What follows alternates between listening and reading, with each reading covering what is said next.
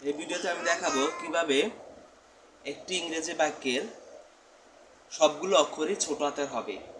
তো এখানে আমি একটি বাক্য লিখলাম, এখানে আরো অনেকগুলো বাক্য লেখা যায়, তো আমি এখানে একটি বাক্য লিখে বুঝাবো। তো এখানে আমরা করতে চাই হচ্ছে এই বাক্যের এই সেন্টেন্সের সবগুলি অক্ষর ছোট হাতের হবে। তো এটা করার জন্য আমাদের প্রথমে এই পুরো লাইনটি সিলেক্ট করতে হবে। পুরো লাইনটি সিলেক্ট করে আমাদের এখানে এই হোম অপশন আছে, এই হোম অপশনে গিয়ে এখানে চেঞ্জ কেস নামে একটি অপশন আছে, সেখানে আমাদের মাউস ক্লিক করতে হবে।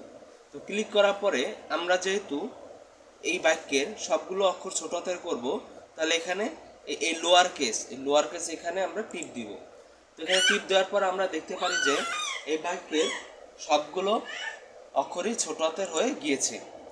তো এইভাবে আমরা খুব সহজেই এমএস ওয়ার্ডে কাজ করতে গেলে কোনো বাক্য বা কোনো প্যারাগ্রাফের সব অক্ষর ছোট হাতের হয়ে যাবে।